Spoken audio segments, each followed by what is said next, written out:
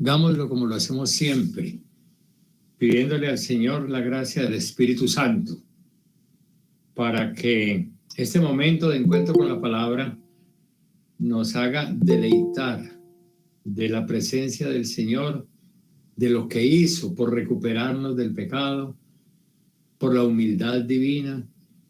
Hay una cantidad de aspectos que podemos nosotros reflexionar y meditar a lo largo que nos encontramos con la palabra. Entonces, que el Señor nos dé su Espíritu Santo.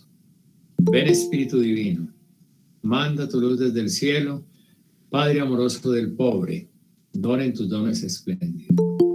Luz que penetra las almas, fuente del mayor consuelo. Ven, dulce huésped del alma, descanso de nuestro esfuerzo. Tregua en el duro trabajo, brisa en las horas de fuego. Gozo que enjuga las lágrimas y reconforta en los duelos. Entra hasta el fondo del alma, divina luz, y enriquécenos. Mira el vacío del hombre si tú le faltas por dentro. Mira el poder del pecado cuando no envías tu aliento. Riega la tierra en sequía, sana el corazón enfermo, lava las manchas, infunde calor de vida en el hielo. Doma el espíritu indómito, guía al que tuerce el sendero. Reparte tus 7 dones según la fe de tus siervos. Por tu bondad y tu gracia, dale al esfuerzo su mérito. Salva al que busca salvarse y danos tu gozo eterno. Amén.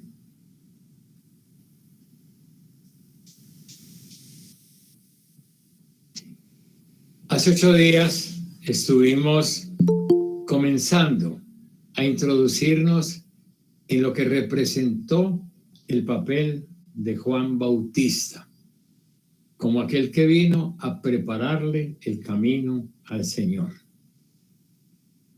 Y de una manera muy breve recordamos que en medio de un ambiente de mucha corrupción en el que había caído el pueblo de Israel, que tanto los sacerdotes como los escribas, los maestros de la ley, los fariseos y el pueblo en general había hecho de la fe y de la religión y de la práctica religiosa algo muy distinto a lo que había proyectado Dios desde el principio. El mismo templo se había vuelto un gran negocio. Los maestros, dirá Jesús siendo adulto, hablan muy bonito, pero no hacen lo que dicen. Los sabios se muestran como muy conocedores de las Sagradas Escrituras y de todo lo que hace referencia a Dios, pero no eran capaces de ver la presencia de Dios en Jesús de Nazaret, en el hijo del carpintero. Ya vimos cómo se fue preparando el mismo Jesús en Galilea, en el norte. Se fue preparando como hijo del carpintero, como agricultor, como persona que sabía trabajar también con ovejas. Un hombre trabajador y que lo conocían precisamente en su vereda, allá en Nazaret, como el hijo del carpintero. El carpintero es lo que hoy llamamos albañil, un hombre que está en la construcción, que tiene que ver como con esas necesidades de toda una vereda, de un barrio, de una población humilde. Y por otro lado vimos que Juan el Bautista lo que hizo fue retirarse al desierto.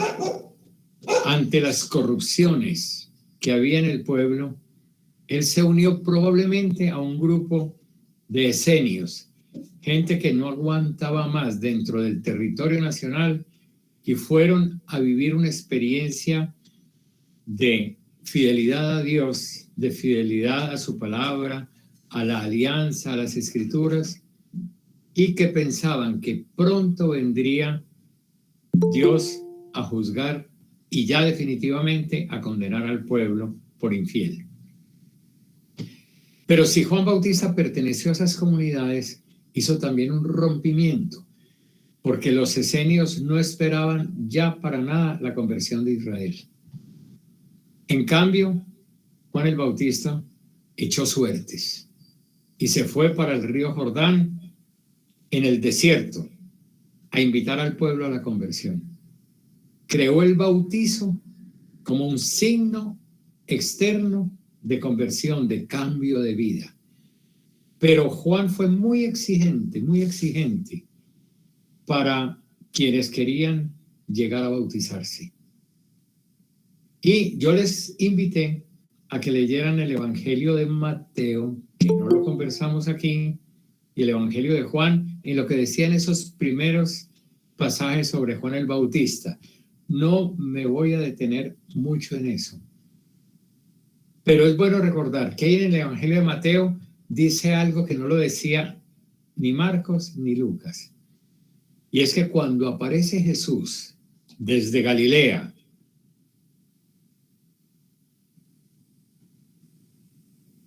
empieza un proceso como discípulo. Y después le dice a Juan que lo bautice. Y Juan le va a decir que no, que debe ser Jesús el que lo bautice a él.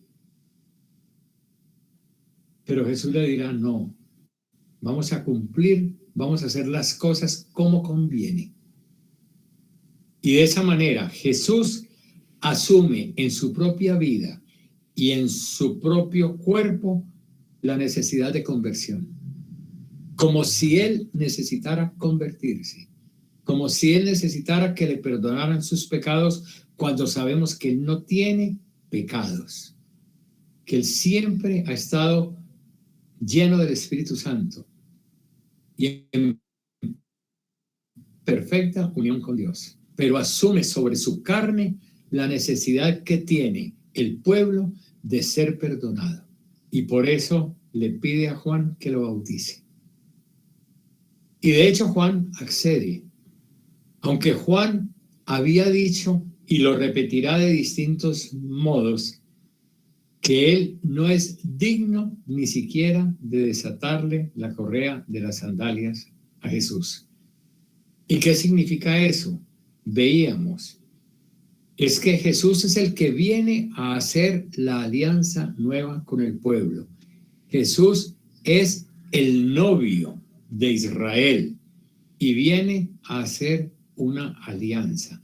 No es Juan el Bautista el que hace la alianza, él prepara el camino.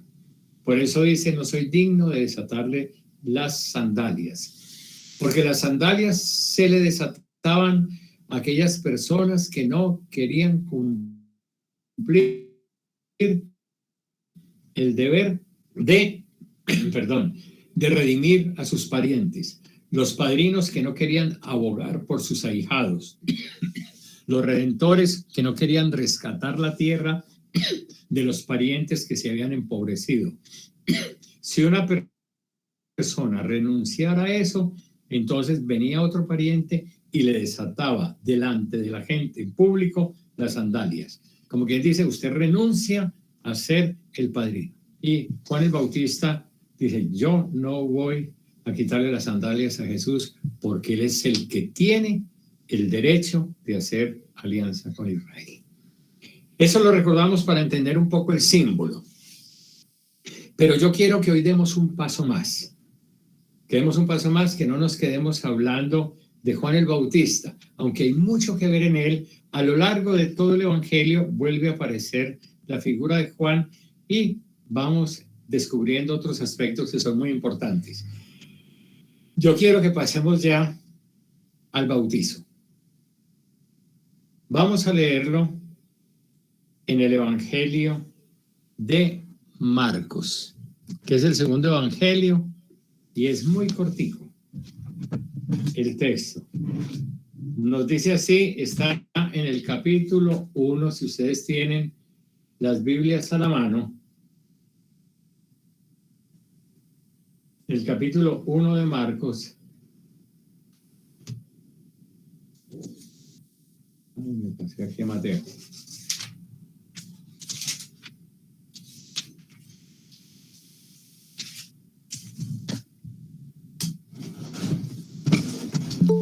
Permiso, estoy aquí un poco enredado, voy a encender una lamparita.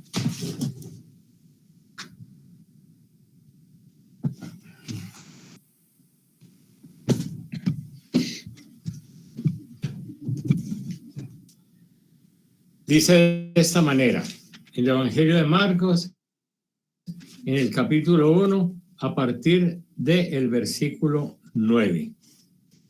Nos dice: por aquellos días Jesús vino desde Nazaret de Galilea y fue bautizado por Juan en el Jordán. Mire que lo dice de una manera muy sencilla. En el momento en que salía del agua, entonces mire que del bautizo, el momento del bautizo nos dice simplemente que lo bautizó. Pero que cuando salía del agua, vio los cielos abiertos y el Espíritu Santo como una paloma bajando sobre él. Y se oyó una voz del cielo: tú eres mi Hijo amado, mi predilecto. Tú eres mi Hijo amado, mi predilecto. Uno se pregunta, bueno, ¿qué querrá decirle el Señor a Jesús con esta expresión? Voy a poner un ejemplo un poco tonto, pero nos ayuda a entender.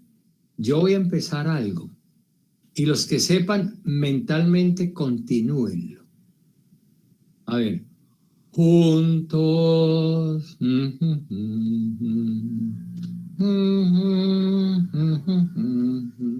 Bueno, creo que ya saben a qué me refiero. ¿Qué empecé? Un canto conocido por todo el mundo. Juntos como hermanos, miembros de una iglesia, vamos caminando al encuentro del Señor y hay varias estrofas que todos las conocemos. Un largo caminar por el desierto bajo el sol, etcétera, etcétera. Con una sola palabra que yo dije, estoy convencido que todo el mundo ya sabía de qué se trataba cuando dije juntos, con una sola palabra. Lo mismo pasa con esa expresión de Jesús, del Padre, al salir Jesús del bautizo. Dijo: tú eres mi Hijo amado, en ti me complazco. ¿A qué hará referencia eso? Yo después les envío las citas. Y cuando digo después, Dios mediante, ahora que terminemos las charlas, inmediatamente se las envío. Hay unos himnos, unos cánticos en el Antiguo Testamento del profeta Isaías. En el capítulo 42 empieza el primero. Y le dice así: tú eres mi siervo, mi elegido, en quien me complazco. Isaías 42, 1. O lo dice también con la expresión: este es mi siervo, mi elegido, en quien me complazco. Y es todo un poema diciendo que el siervo de Yahvé, el siervo de Dios, ha sido elegido para una misión. Y entonces en ese primer capítulo 42, unos cuantos versículos, inicia la misión. Luego por allá en el capítulo 49 va a avanzar la misión, en el 49. Y después en el 50, 52 y el inicio del 53. Dice otras cosas de lo que será su siervo. ¿Cuál es el resumen? El resumen es: yo te he elegido para que tú salves al pueblo. Y te abro el oído todas las mañanas para que escuches y para que te hagas mi discípulo. Y vas a ser no solamente el que reúna a las 12 tribus de Israel, sino que vas a ser luz para las naciones. Pero termina diciéndole: esa misión a ti te va a resultar muy difícil, porque te van a jalar la barba, te van a golpear, tu rostro va a quedar tan destruido que la gente voltee la cara para no mirarte. Vas a quedar como castigado de Dios, cuando lo que estás haciendo es entregarte por la salvación de muchos, por la salvación de todos. Entonces, mire, son 4 cánticos y ojalá ustedes los lean, ¿cierto? Para entender lo que significa simplemente esa frase: tú eres mi Hijo amado, en ti me complazco. Así como yo empecé un canto juntos y ya todos empezaron a tararearlo mentalmente, juntos como hermanos, miembros de una iglesia, vamos caminando al encuentro del Señor. Con una palabra fueron tarareando eso y tenemos en la memoria las 4 estrofas de ese canto. Así lo mismo, esa palabra, tú eres mi hijo amado, en ti me complazco, ya le muestra a Jesús por dónde va a caminar Él para ofrecer la salvación. Para que el pueblo viva, Él va a entregar su propia vida. Y la va a entregar con dolor. Ahora, Jesús no sabe ni el cómo ni el cuándo, pero ya sabe que tiene que empezar a anunciar el evangelio, anunciar la buena noticia, que es una buena noticia a los pobres, dar vista a los ciegos, liberar a los cautivos y anunciar el año de la gracia del Señor y empezar a recorrer, a sanar, a llamar a la conversión, a enseñar, a educar, a corregir. Empieza a moverse por todos los lados, acercarse a los pecadores, acercarse a los que los fariseos desprecian y rechazan. Pero poco a poco Jesús irá descubriendo que la gente humilde, que la gente despreciada, que la gente sencilla lo acogen como maestro, pero que la gente orgullosa, la gente con poder, la gente que quiere estar al frente de todo el mundo, empiezan a rechazarlo. Y en definitiva, Jesús va entendiendo poco a poco, durante 3 años de camino, cuál va siendo la forma como Él tiene que donarse por la salvación del pueblo. Es un proceso que va a ser meditado, orado, descubierto a lo largo de todo el camino. Pero que Él siempre estará haciendo la voluntad del Señor y recorriéndolo. Pero para entender entonces la palabra de Dios, tú eres mi hijo amado, le está afirmando a Jesús una cosa: vas a salvar al pueblo por un camino que para ti va a ser de mucho dolor. Y digámoslo de una vez nosotros que sabemos cuál es el camino, el de la cruz. Nosotros sabemos cuál es el camino. A Jesús le tocó descubrir el proceso poco a poco. Y nosotros lo sabemos porque hemos escuchado la noticia casi que desde que nacimos. Pero Jesús no sabía de qué manera. Sin embargo, Jesús es un hombre libre y Jesús puede tomar decisiones. Y aquí sí quiero que nos vamos al Evangelio de Lucas en el capítulo 3 y vamos a quedarnos un ratico ahí en el capítulo 3 de Lucas. Los que tengan la Biblia, los invito a que se vayan al capítulo 3.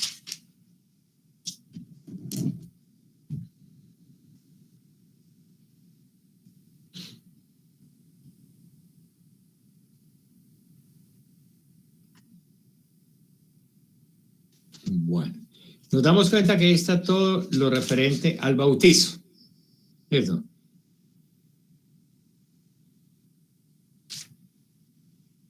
Y al terminar, o sea, al comenzar del capítulo 4,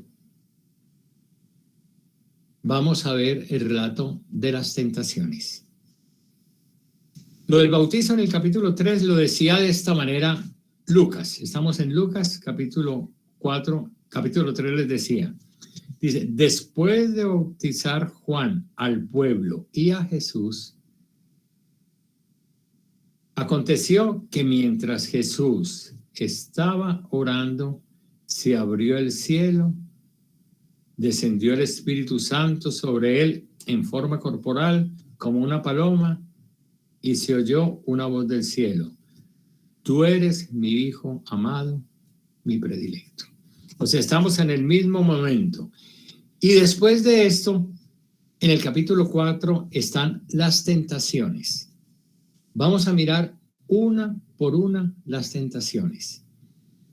¿Cuál es la primera? Dice así: Jesús, lleno del Espíritu Santo, regresó del Jordán. O sea, se fue del lugar donde lo habían bautizado, lleno del Espíritu Santo.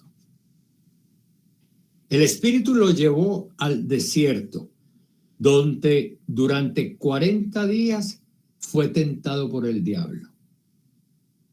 Durante esos días no comió nada y al final tuvo hambre. Entonces el diablo le dijo, aquí viene la primera tentación, si eres hijo de Dios, di que estas piedras se conviertan en pan. Miremos bien las palabras del tentador. Si eres hijo de Dios, haz que estas piedras se conviertan en pan. Uno pregunta, ¿cuál es la tentación ahí? ¿Cuál es la tentación? La tentación, mire que lo está poniendo en relación con el Padre. El Padre le acaba de decir, tú eres mi hijo. Tú eres mi hijo, mi predilecto. Y vas a salvar a la gente por el camino del dolor. Por el camino del amor que te producirá mucho dolor. Y aquí Satán le está diciendo, hombre, no sea tonto. Si usted es hijo de Dios, usted tiene capacidad de salvar al mundo, a la humanidad, por otro camino muy distinto. Simplemente que el mundo tiene hambre, así como el hambre que usted está sintiendo ahora, que el mundo tiene hambre. Entonces, haga el milagro, convierta las piedras en pan. Usted no es capaz de salvar a la humanidad de esa manera, para que se va a poner por ese camino de la cruz. Y yo pregunto, ¿no sería para nosotros mucho más fácil si el Señor hiciera así y arreglara todos los problemas del mundo? Esa es la tentación de actuar salvando a la humanidad, utilizando su poder divino como hijo de Dios. Y yo creo que eso es bueno que lo entendamos, porque la iglesia a veces, yo no digo de mala voluntad, no, pero la iglesia a veces le propone a los fieles otro camino, y es el de ojo lo que voy a decir, una fe en el poder de Dios para salvar al mundo. Pero Jesús no ha ofrecido ese camino. No es una fe en el poder de Dios para salvar al mundo, sino una fe en el amor de Dios que salva al mundo, que es muy distinto.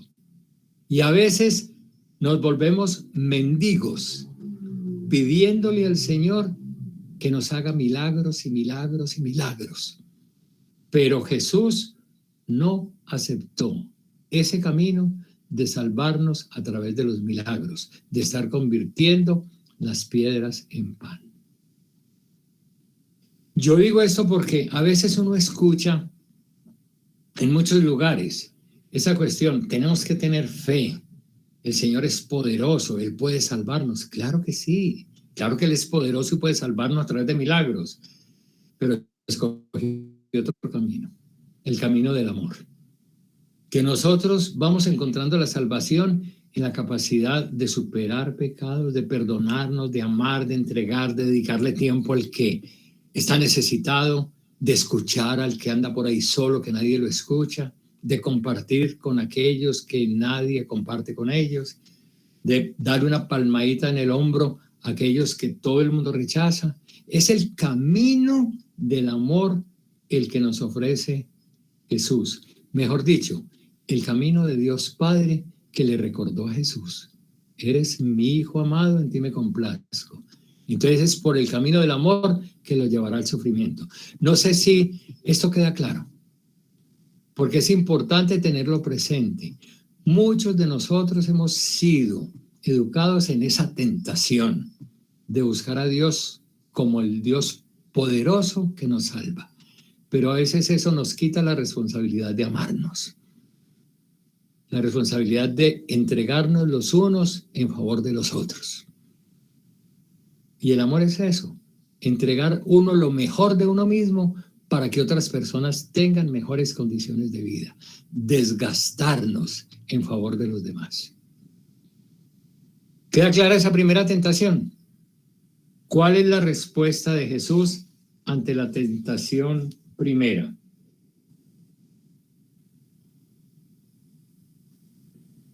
Jesús le respondió, está escrito, no solo de pan vive el hombre. Esa fue la respuesta del Señor. Por eso no asume el camino de salvar a la humanidad a través de su poder divino como hijo de Dios. Como esa tentación no la aceptó Jesús, entonces vuelve Satán a tentarlo con otra tentación. Entonces leamos. Luego el diablo lo llevó a Jesús a un lugar alto. Le mostró todos los reinos del mundo en un instante. Mire la figura esta. Lo sube a un monte alto y le muestra todo el planeta.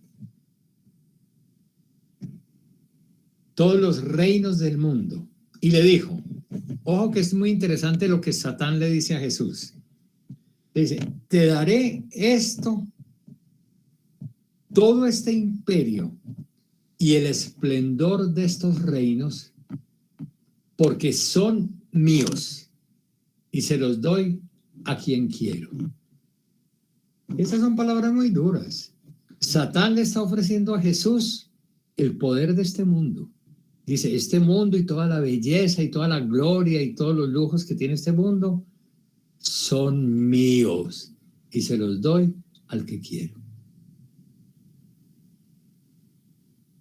Si te pones de rodillas y me adoras, todo será tuyo.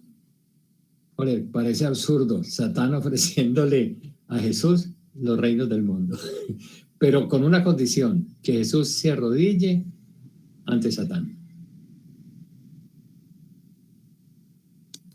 A ver, ¿cómo entendemos esta tentación? Ustedes me excusan, pero en este momentico sí quiero que abran, pero con orden, alguno que otro micrófono. Levantan la mano y prenden el micrófono, hablan y lo apagan. Y si no lo apagan, Jorge se los apaga.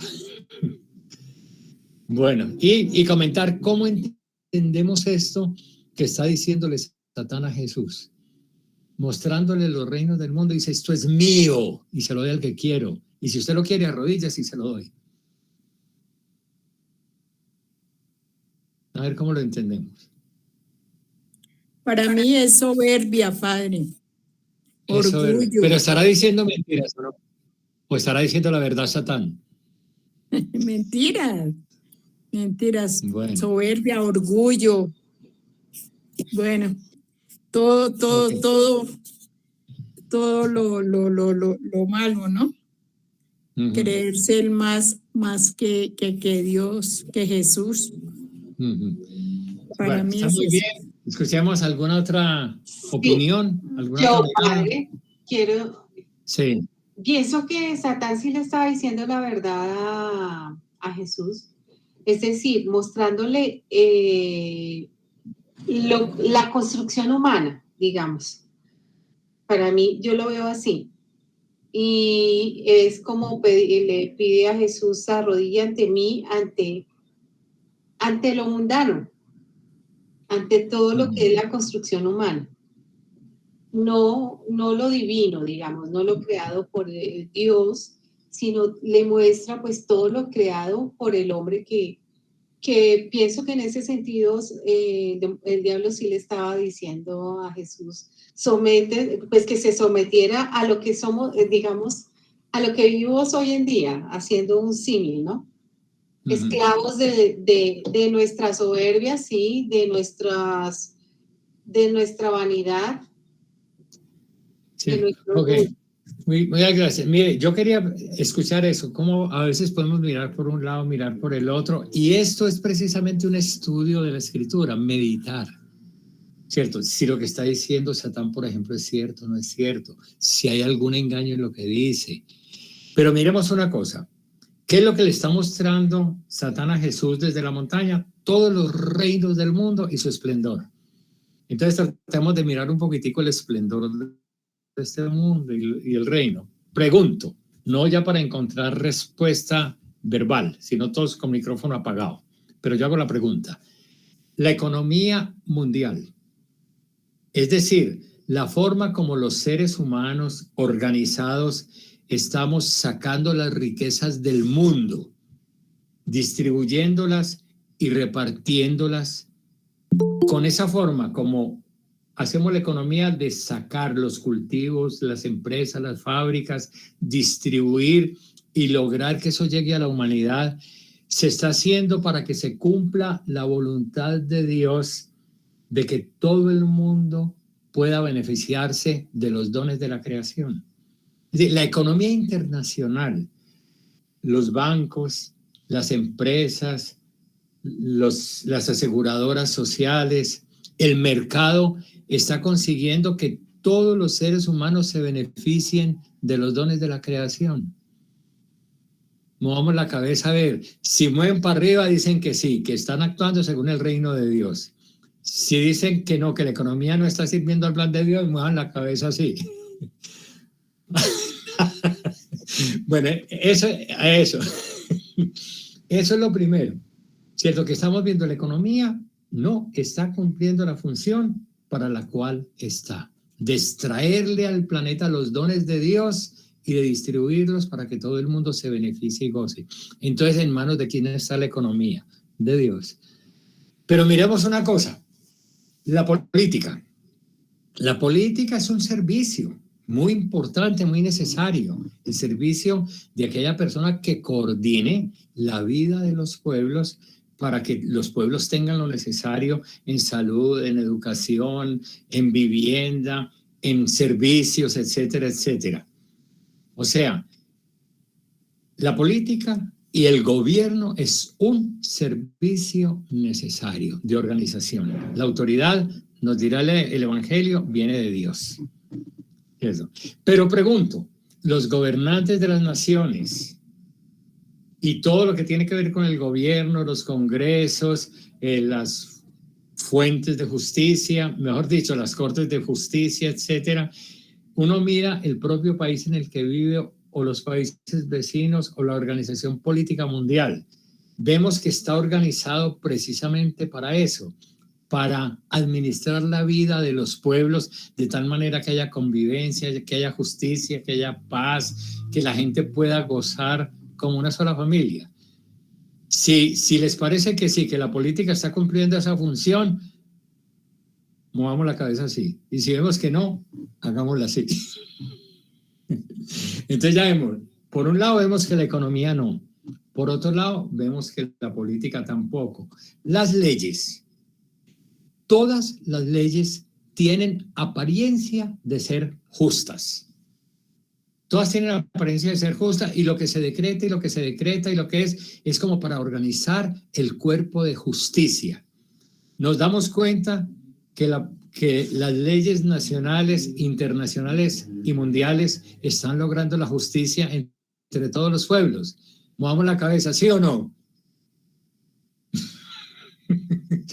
Entonces, ¿en manos de quién está esto? ¿En manos de quién está esta historia humana? Miremos los medios de comunicación. Qué riqueza tan grande que todo el mundo se puede comunicar ya a través de televisión, a través de celulares, a través de noticieros, a través de todo eso.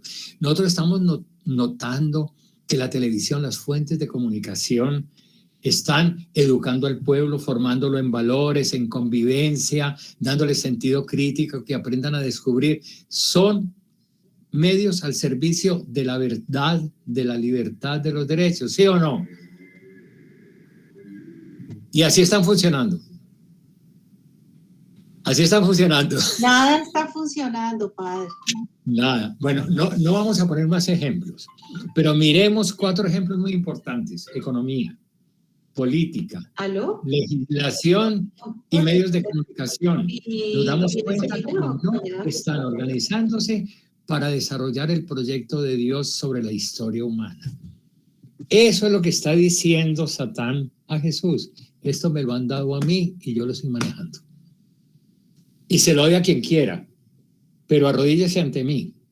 Y yo con esto no quiero insultar a nadie, pero todos los poderosos que quieren meterse en el poder y aumentarse y volverse dueños de los pueblos, lo que Jesús le dijo a los discípulos en algún momento, ¿cierto? Que vio que los discípulos estaban como con deseos de poder. Y él dijo, los jefes de las naciones las tratan con tiranía y se sienten dueños de ellas, pero no va a ser así entre ustedes. ¿cierto? Entre ustedes, el que quiera ser primero, vuélvase último y servidor de todos. En ese momento, entonces, es bueno que tratemos de descubrir qué es lo que le dijo Satán a Jesús. El que quiera poder, y si usted, Jesús, quiere poder, yo se lo doy. Pero eso sí, se tiene que arrodillar delante de mí. ¿Qué es lo que hacen los poderosos? Que quieren aumentar su propio poder y que utilizan al pueblo para volverse poderosos. Ellos necesitan siempre gente que esté al lado arrodillándose. Mire que un político corrupto no puede hacer crecer su riqueza si no tiene otra gente corrupta y lambona siguiéndolo y haciendo lo que él le mande para que él le dé beneficios. Y eso llega cada vez a estratos, digamos, inferiores, hasta muchas veces en los barrios, en las veredas y todo, una cantidad de gente haciéndole propaganda a fulano o a perano por aquello que le va a dar, por aquello que le prometió, porque le soluciona un problema, aunque sea bajo criterios distintos a los de la ley y la justicia, etcétera. O sea, siempre necesita quien se le arrodille. El poderoso. Sin arrodillados, el poder no puede sostenerse. También nos queda claro ese puntico, ¿no? Y eso es lo que le está diciendo Satán. Si usted se arrodilla, le doy poder. Es que eso es lo que hacen siempre.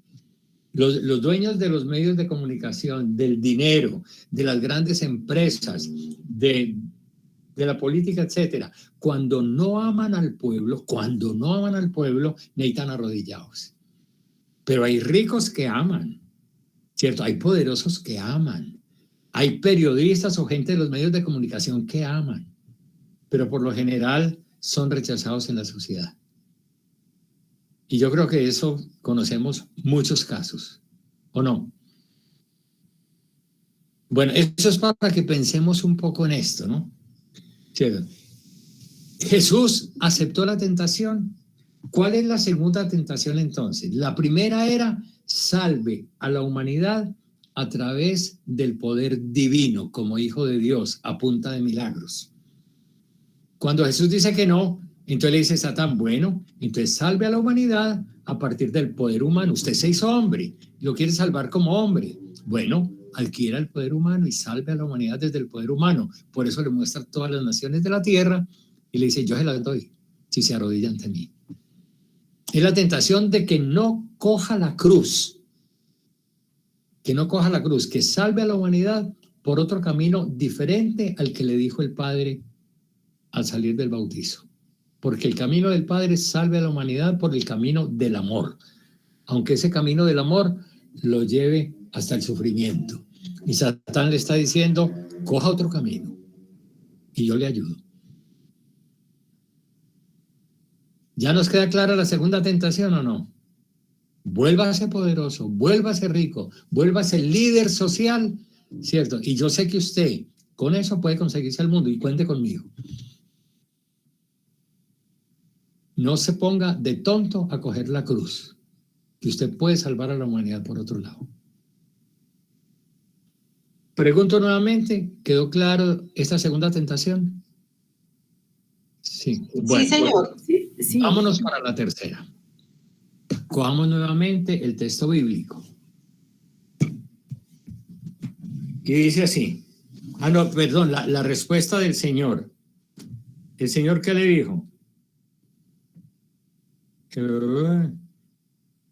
Se me escapó aquí. No, el Señor le dijo, está escrito, al Señor tu Dios adorarás y a Él solo servirás. O sea, yo no voy a seguir ese camino, aunque me halagara ser rico, aunque me halagara ser poderoso, aunque me gustaría que la gente inclinara la cabeza cada vez que yo paso, ¿cierto? Pero no, ¿cierto? Únicamente adoraré y serviré al Señor. Entonces viene la tercera tentación, que lo llevó hasta el templo. Dice que al alero del templo lo subió. Y estando allá, le dijo, si eres hijo de Dios, mire que vuelve a decirle lo mismo de la primera. En la segunda no le dijo, si tú eres hijo de Dios, lo trató como hombre. Pero entonces aquí vuelve otra vez. Si eres hijo de Dios, tírate de aquí abajo, porque está escrito, ordenará a sus ángeles que cuiden de ti, que te lleven en las manos para que no tropiece tu pie con ninguna piedra. A ver, si sabemos eso, ¿qué es lo que le está recordando Satán a Jesús? Un salmo muy conocido. ¿Qué salmo es? El 91, 90. Ese mira, en algunas Biblias 91, en la liturgia el 90. Al que confía en el Señor, nada le puede pasar. Puede ser que a su derecha caigan 1000, que a la izquierda caigan 10,000. A ti no te pasará nada, porque el Señor mandará a sus ángeles para que te proteja y para que tu pie no tropiece sobre la piedra. ¿Recordamos ese salmo o no? Entonces, ¿qué es lo que le está tentando Satán a Jesús? Le está diciendo, mire, el salmo dice muy claro que al que confía en el Señor, nada le puede pasar. Y así lo dice el salmo, y nosotros a veces tomamos eso con mucha seriedad. Al que confía en el Señor, nada le puede pasar. Entonces, Satán en el fondo, le está diciendo a Jesús, si usted termina crucificado, si usted termina humillado, maltratado, torturado, en fin, una de dos, o a usted le faltó confianza en Dios Padre, o Dios Padre le falló. Porque la Escritura dice que al que confía en el Señor, nada le puede pasar. Entonces, ¿qué pasa? ¿O no confía usted en el Señor y por eso terminó crucificado? ¿O es que a pesar de que usted confía en el Señor, Él no quiso escucharlo? ¿O no pudo escucharlo? Entonces lo que quiere Satán es romper la confianza del Hijo al Padre Eterno. Quiere dañar la relación entre los dos. Casi que le está diciendo, mire, el Señor le dice que usted va a cargar la cruz prácticamente para que usted sea su juguete. No sé si me hago entender. Y es que es una tentación, es quizás la más dura, es la más dura. Y recordemos lo que es el templo. El templo es donde ejerce el ejercicio los sacerdotes. Y hay muchos sacerdotes, ¿cierto?, que ponen a confiar. Ojo lo que voy a decir, porque esto podría parecer una herejía si no se entiende bien. Hay muchos sacerdotes que ponen a que la gente confíe plenamente en el poder de Dios, como dice el Salmo. Al que confía en el Señor, nada le pasa. Y le dicen, si usted confía en el Señor, nada le pasa, nada le pasa, nada le pasa. Como quien dice, cuando se accidenta un bus que se va por un precipicio, únicamente mueren los que no confiaron en Dios. Cuando llega una peste como la que estamos viviendo, únicamente le da COVID a los ateos o a los pecadores o a los que no confían en Dios. No, porque hay mucha gente que confía mucho en Dios, pero se fue para el hueco con todo el mundo cuando se volcó el bus. Y confían mucho en Dios, pero si no se pusieron el tapabocas, ¿cierto? O si recibieron en la casa a unos amigos que estaban en una fiesta, también les dio. Entonces, hay que tener mucha confianza en Dios, claro que sí. Y que Dios ha prometido protección permanente, claro que sí. Pero no pensemos que la protección de Dios es que a nosotros no nos va a pasar nada. Este cuerpo que tenemos nosotros, que somos creyentes y que hasta participamos en este tipo de cursos, ¿cierto? Este cuerpo nos va a destruir lo mismo que se le destruye a los otros, a los que no confían o a los que se burlan de la fe. El cuerpo de todas maneras se destruye. A unos de una manera, a otros de otra. ¿Cuál es la gran diferencia? ¿Cuál es la gran diferencia? ¿Cierto? Y eso nos lo va a ir mostrando Jesús en su mismo caminar. ¿Cierto? Que ningún sufrimiento en la vida es capaz de separar del amor de Dios al que confía en Él.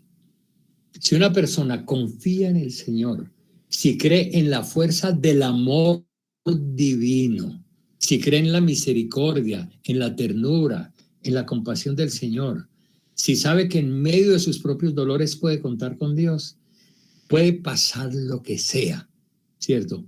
Y no es suficiente para retirarme de la confianza en Dios. Puede ser el accidente más grande, y yo creo que todos en eso conocemos experiencias grandes, de gente que ha sufrido mucho, o que está sufriendo mucho, pero que mantienen sonrisa en los labios y dice, pero Dios no me abandona. Y mira uno la economía quebrada, la familia destruida, con una enfermedad bravísima y con una sonrisa diciendo, pero Dios es muy bueno y no me abandona. Esa es la experiencia profunda del Salmo. No que voy a vivir sin dolores, sino que la situación del dolor nunca alejará de Dios al que confía plenamente en Él. Pero no nos olvidemos que Jesús vivió también la experiencia del abandono. Y eso lo vimos quienes tuvieron la oportunidad de vincularse desde antes de la Semana Santa, cuando estábamos preparándonos para precisamente la pasión. Veíamos en los evangelios de Marcos y Lucas que de las 7 palabras, de Marcos y Mateo, que la única palabra es Dios mío, ¿por qué me has abandonado? ¿Recuerdan cuando vimos eso? No. Eso fue antesitos de Semana Santa. O sea, Jesús en ese momento experimentó el abandono de Dios, experimentó una vida sin Dios, es decir, descendió a los infiernos, como lo decimos en el credo, porque es que, ¿qué son los infiernos? Una vida sin Dios, y él experimentó esa soledad, ese abandono. Sin embargo, se le entregó, y dando un fuerte grito, expiró. Es decir, no lo siento presente, es decir, en este momentico me siento abandonado por él, pero la confianza es gritarle, porque en un grito comenzó la historia de la salvación, cuando los esclavos de Egipto le gritaron y Dios escuchó el grito. Entonces, resumiendo un poco, Juan el Bautista había empezado todo un proceso de renovación de la vida de la gente. Estaba invitando al pueblo a la conversión para el perdón de los pecados, pero esa conversión implicaba cambiar la forma de relacionarse los unos con los otros. Es decir, recuperar la justicia como proyecto divino. Y por eso decía, el que tenga 2 capas, dele una al que no tiene. El que tenga comida, dele al que no trajo. ¿Cierto? Y también invita a los despreciados. Llegaron cobradores de impuestos que eran considerados traidores porque le sacaban la plata al pueblo para dársela a los romanos, a los poderosos de su tiempo. ¿Cierto? Y al mismo tiempo robaban, es decir, eran los cobradores de impuestos, y eso ha sido costumbre en los pueblos, que la mayoría de los cobradores de impuestos se quedan con una buena tajada. ¿Cierto? Eso no es invento colombiano, no seamos tan creídos. ¿Cierto? Y, ¿cierto? Retomando eso, el Bautista aceptaba a ellos y no les dijo, dejen ese trabajo, no sigan cobrando, no. Le dije, si van a cobrar, cobren lo justo y punto. Así, hagan lo justo. Y lo mismo a los soldados del ejército romano. Es de un ejército tirano, opresor, que vino precisamente a dominar al pueblo, ¿cierto? ¿Y qué hacía él? Decirle, ustedes, si quieren recibir el bautizo, aunque sean de otra nación, de la nación opresora, bienvenidos al bautizo, pero eso sí, se comprometen a que no van a juzgar indebidamente a nadie, que no van a hacer, dijéramos, acusaciones falsas, ¿cierto? Y por otro lado también, que tratarán con justicia todas las causas. Y no van a cobrar, no van a aceptar dineritos así por debajo de la mesa. ¿Cierto? Si hacen eso, bienvenidos al bautizo. Entonces, Juan el Bautista lo que hizo fue generar todo un movimiento popular. en donde viajaron. ¿Cierto? En donde viajaron desde Judea, desde Jerusalén, hacia el Valle del Jordán, hacia el río Jordán, en contravía, porque la gente siempre iba al templo, al templo, al templo. Y aquí Juan el Bautista los sacó del templo y los llevó al desierto para empezar una vida nueva. Y allá llegó Jesús al desierto. Es muy bonito. Pero Jesús no llegó desde Jerusalén, sino desde su tierra, desde Galilea, desde el norte.